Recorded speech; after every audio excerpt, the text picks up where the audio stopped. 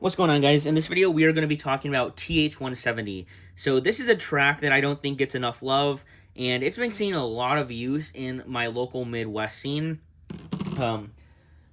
Cake originally started using a combo. It was Fire Fuse or so TH170 CS, and the Fire Fuse is the Hasbro Metal Fury version, which sits a little bit higher than Flame, and he's had a lot of success because the idea of TH170 is that it can emulate 230, but it's also quite a bit more versatile. So it can also get lower than 230, so it can also destabilize 230 tracks. So essentially, it kind of acts like a 230 combo against other things, but then against Flame 230, it should be able to beat it in theory. So TH170, if you guys don't know, is also called triple height 170 because it has three heights. I can't exactly remember the heights. I believe it's 170, 200, and then 220. Please correct me if I'm wrong in the comments below. It's very similar to Dark Cancer's CH120, which is one of the best tracks in the entire game. So one of the best parts about this is that the mid-fake one is actually pretty decent. I can't guarantee that every mid-fake one is as good as mine. This one is not mid-fake, but the mid-fake that I do have is very good. I believe I have a video on it from a year or two ago, so you can check that out or search for it if you want. But everybody else that I've talked to have also agreed that the mid-fake one works surprisingly well.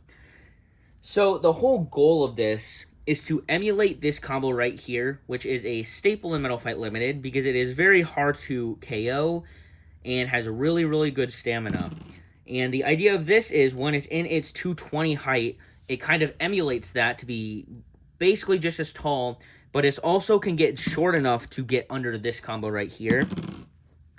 So I don't have a Hasbro Metal Fury Fire Fuse wheel, but I do have Flame, and I think that Flame also works. I know Magic Horse from our community uses SR200, and he always does really well against Flame 230 combos by destabilizing them. So I'd assume that this combo will work very similar in fashion. So I thought we would give it a try. All right, so first, I guess right before we get into the testing, I want to talk about some of the downsides of it.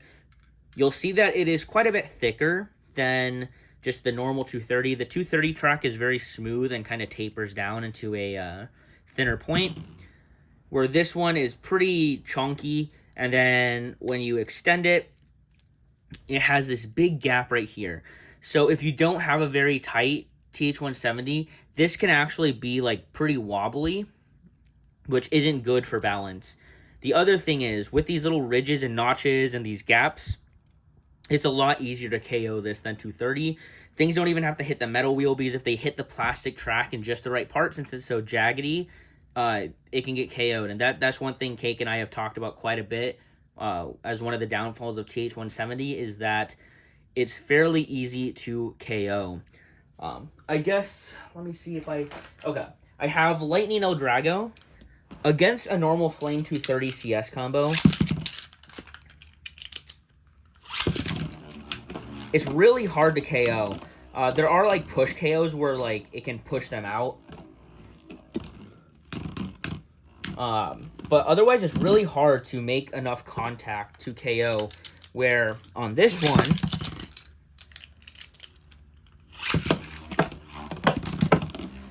yeah, this one hasn't been KO'd, but you'll just see, just from the way El Drago is attacking it. This is its tallest mode, by the way. That there was a wall save, and it does take quite a bit more recoil just because of the TH170. So, yeah. It is also a little bit shorter, so tracks that are on like 85, 90 that could barely reach Flame 230, they can probably reach this. It's pretty wild. Now, I'm not saying that Flame 230 CS isn't invulnerable to Lightning 85 RF. The amount of times I think I've lost to Lightning 85 RF in tournament more than I've beat it with Flame 230 CS. Flame 230 CS is actually fairly easy to not KO. But yeah, you'll see that. It's just that this one is so much easier to KO, just because it's not smooth.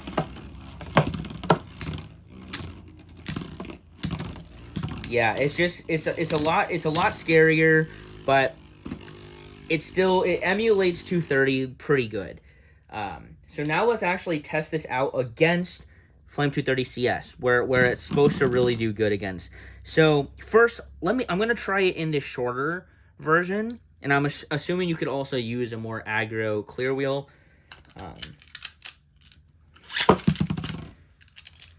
So Flame 230 versus Flame TH170 CS. Now the hope is that it will get under and just be able to destabilize it, and all is well.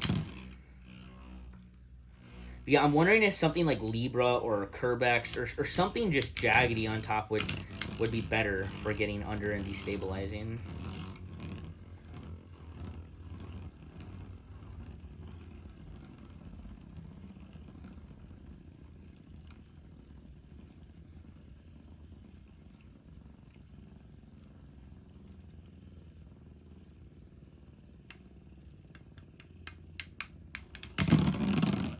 Okay, boom, there we go.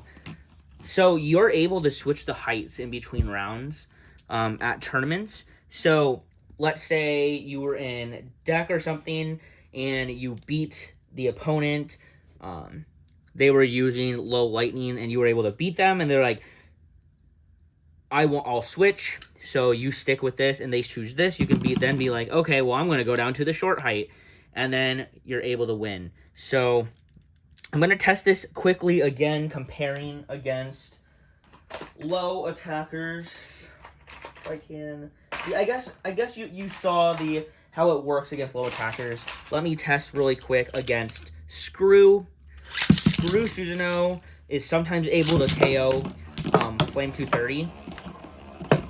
Wow.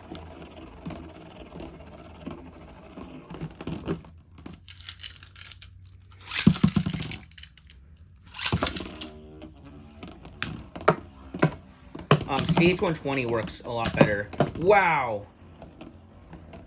Those are some... Oh, okay. So it was able to get it. This is on 105 height, by the way.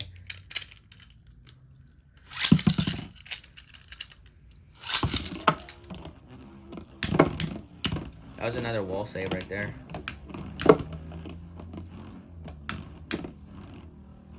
So you're never safe using Flame 230. It's always scary to use these days, because people are just getting better at launching attack types and such. Let's test it against the 220 height Flame.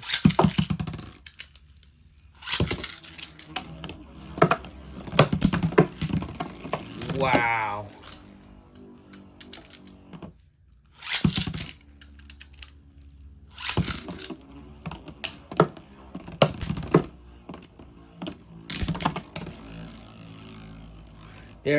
I can already tell you right now, there's way more contact on the metal. Just the extra 10 millimeters that you lose is actually, that was a really crazy ridge save.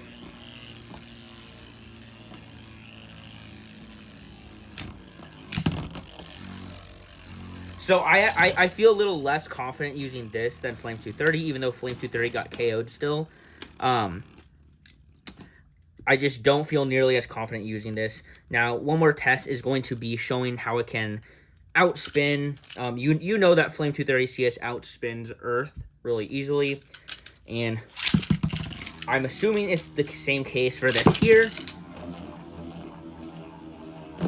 I would like Earth to be going smooth.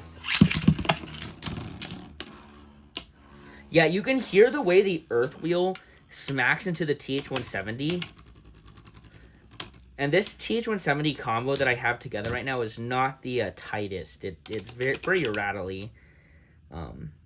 Hopefully that doesn't make a huge difference.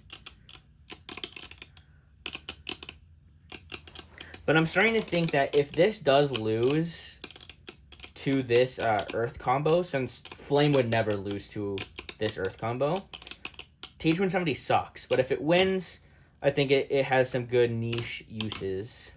A cool part nonetheless definitely one to add to the collection.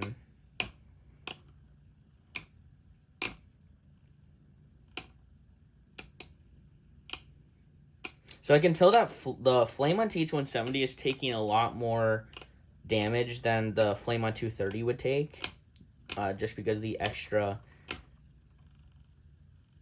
recoil that the track has.